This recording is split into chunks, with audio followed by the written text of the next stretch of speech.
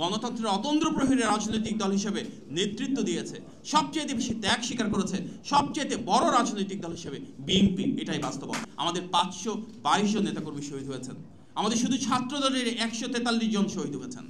কিন্তু এই ত্যাগ, এই সংগ্রাম আমরা কখনো স্বীকৃতির জন্য করি নাই। যার কারণে আমরা যদি দেখি গত 16 বছরে যে আওয়ামী লীগের ফ্যাসিবাদ কায়েম হয়েছিল মিস ইনফরমেশন এবং ডিসইনফরমেশন ক্যাম্পেইনের উপর ভিত্তি করে, তারা এমন একটা অবস্থা সৃষ্টি করেছিল বিএনপি এবং গণতান্ত্রিক রাজনৈতিক দলের যে কোনো লেজিটিমেট আন্দোলনকে তারা কঠোরভাবে মানবাধিকার লঙ্ঘনের মাধ্যমে দমন করত। যার কারণে বিএনপির হাজার হাজার মানুষকে তারা হত্যা করেছে, সে জায়গাটাকে লেজিটিমাইজ করেছে। কোনো মিডিয়া তখন সত্য ঘটনা তুলে ধরতে পারে নাই। এই কারণেই কিন্তু একটি কৌশল হিসেবে আমাদের নেতারা সিদ্ধান্ত নিয়েছিলেন যে আন্দোলনের বিএনপি সর্বশক্তি দিয়ে সর্বোচ্চ সাংগঠনিক শক্তিমত্তাকে ব্যবহার করে রাজপথে থাকবে, কিন্তু আমরা আমাদের দলীয় ব্যানার ব্যবহার করব না।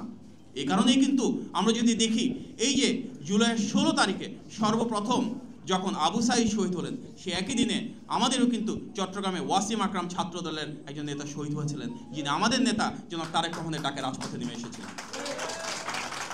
17 তারিখে আমাদের পল্টন অফিস রেড দিয়ে ঘেরাও করা হয়েছিল, আমাদের হাজার হাজার নেতাকর্মীকে গ্রেফতার করা হয়, তৃণমূল থেকে শীর্ষ পর্যায় পর্যন্ত সবাইকে গ্রেফতার করা হয়েছিল, যেন এই আন্দোলনকে কোনোভাবে বিএনপিকে দুর্বল করা হয়। কিন্তু সেটা তারা করতে পারে নাই। তার প্রমাণ এই যে 18 তারিখে যখন অনেক মানুষ শহীদ হয়েছেন মীর মুগ্ধ সহ, সেখানেও কিন্তু আমাদের ছাত্র দলের 10 জনের বেশি শহীদ হয়েছেন এই ঢাকার বুকে।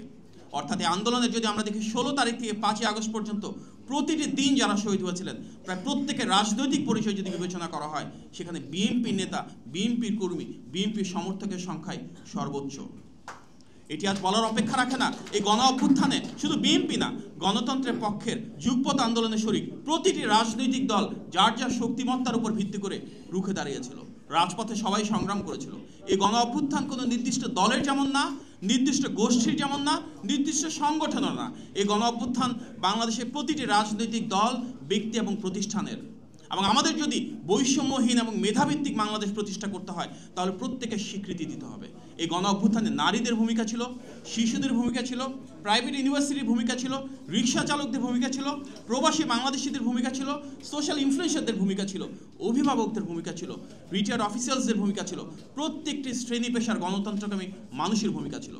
তবে গণতন্ত্রের অতন্দ্র প্রহরী রাজনৈতিক দল হিসেবে নেতৃত্ব দিয়েছে, সবচেয়ে বেশি ত্যাগ স্বীকার করেছে, সবচেয়ে বড় রাজনৈতিক দল হিসেবে বিএনপি, এটাই বাস্তবতা।